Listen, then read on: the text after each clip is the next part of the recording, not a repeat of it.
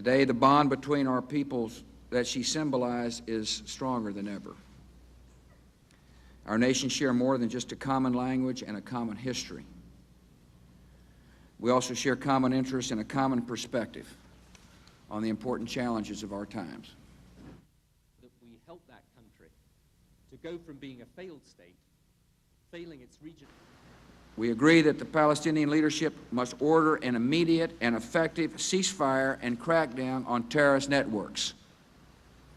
And we agree that Israel should halt incursions into Palestinian-controlled areas and begin to withdraw without delay from those cities it has recently occupied.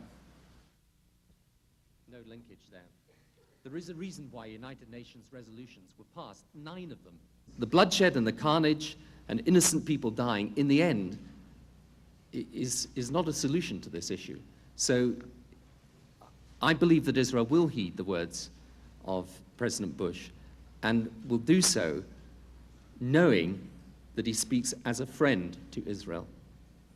And the danger of him possessing weapons of mass destruction, which in order to achieve lasting peace, both sides must make constructive steps. And we're prepared to help and will help. That's why the Secretary of State's going to the region.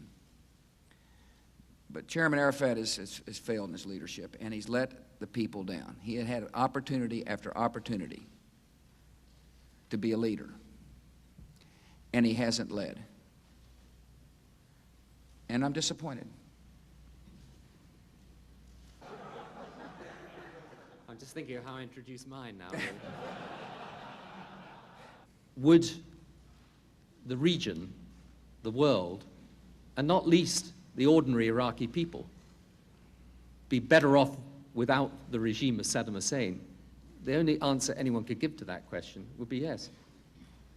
Now, how we approach this is a matter for discussion. This is a matter for considering all the options.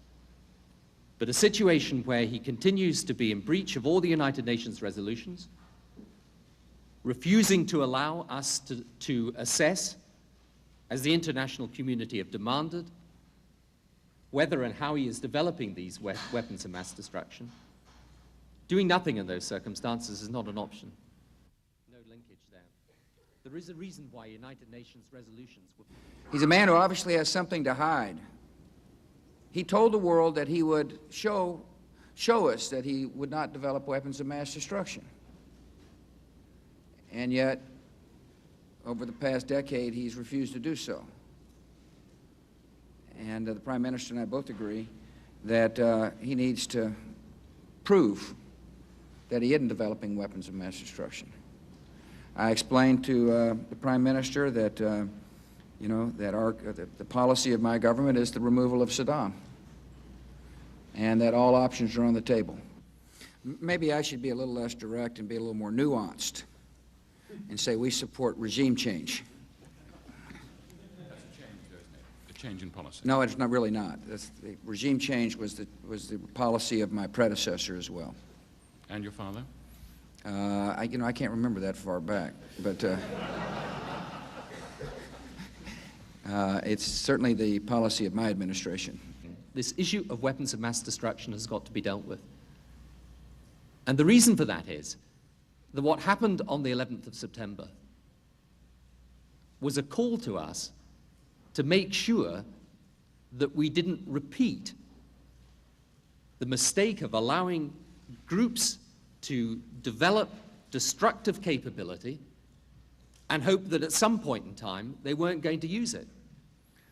They developed that destructive capability for a reason. Prime Minister, we've heard the President say... Thank you all. Thank you. Good job. Appreciate you. Go Pirates.